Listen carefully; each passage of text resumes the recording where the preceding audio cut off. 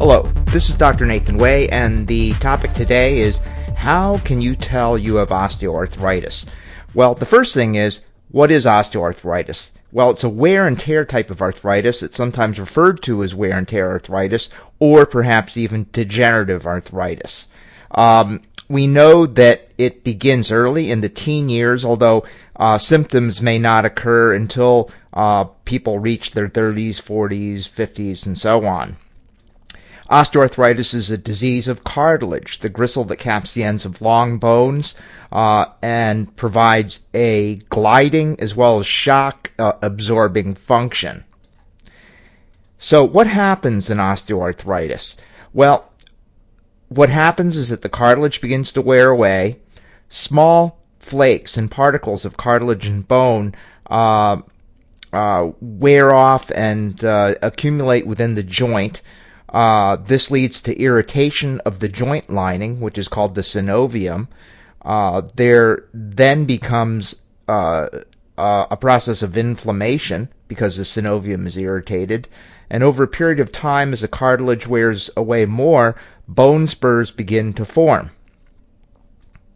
So what are the symptoms that people with osteoarthritis have?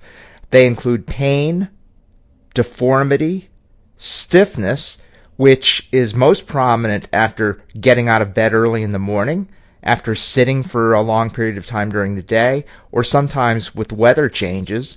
There is crunchiness, and what is very disturbing is that some people have no symptoms. In fact, an NIH study showed that 1/3 of patients who had osteoarthritis of the knee on X-ray had no symptoms of knee pain. Very, very peculiar. Where is osteoarthritis most common? Well, it's most common in the weight-bearing areas such as the neck, the low back, the hips, and the knees.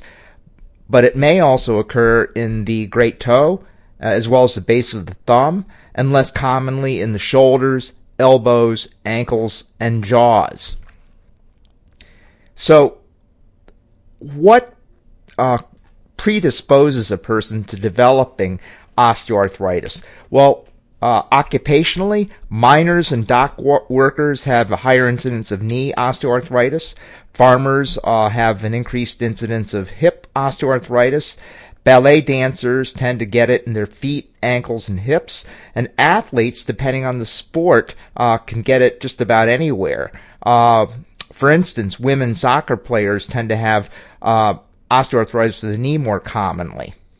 Other things that predispose people to developing osteoarthritis include obesity. This is a biggie, and in fact, obesity not only predisposes people to getting it, but it also makes the symptoms worse. Genetic factors. We think that cartilage metabolism is affected, so if osteoarthritis is common in one's family, the likelihood is quite good that that patient will get it as well. And finally, other types of arthritis, when they cause joint damage and cause damage to cartilage, predispose people to developing osteoarthritis. Well, that's it for today. That wraps it up. And I hope you've enjoyed this segment on how can you tell you have osteoarthritis. This is Dr. Nathan Way. Thanks for watching.